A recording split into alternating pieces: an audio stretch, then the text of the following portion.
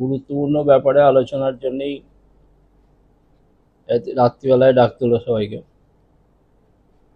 আমি এরা পড়ে দিচ্ছি যেটা আমাদের বক্তব্য।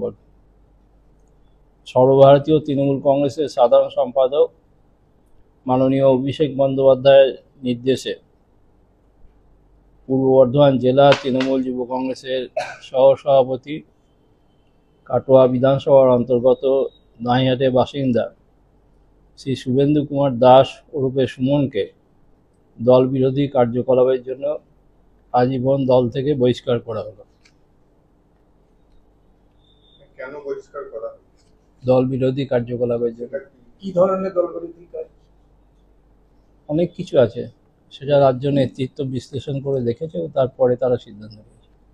দেখা গেছে যে এই সুমন দাস, শুভেন্দু কুমার দাস, আর তাকে দেখা গেছে যে আজকে একটা কাগজ আমরা পেয়েছি যেখানে দেখা যাচ্ছে তিনি হাইকোর্টে এনআইএ এর তদন্তের দাবি করেছে কাটোয়া বিস্ফোরণ কাণ্ডে। সেটাও কি এর একটা কারণ? আমি তো বললাম সামগ্রিক কারণ রাজ্য নেতৃত্ব বিশ্লেষণ করেছে এবং তাতে দেখা গেছে তার বিরুদ্ধে প্রচুর দল বিরোধী কাজের অভিযোগ আছে এবং তার সত্যতা আছে, সেই কারণেই তাকে বহিষ্কার করা যায়। এটা কিন্তু সাসপেনশন নয়, আজীবন বহিষ্কার। মানে কোনোদিন দলের না, দলের ইয়ে করতে পারবে না। দলের কি ধরনের দল বিরোধী কাজ করেছে? আমি তো বললাম এগুলো রাজ্য নেতৃত্ব ঠিক করেছে, দেখেছে, তারা বিশ্লেষণ করে বলেছে।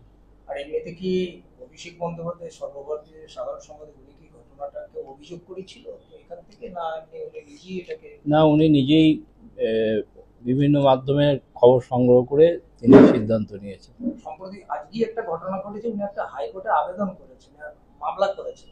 সেই মামলাতে রাজ্য প্রশাসনের প্রতি অনাস্থা প্রকাশ করে কেন্দ্রীয় এজেন্সিকে দাবি করেছেন তদন্তে।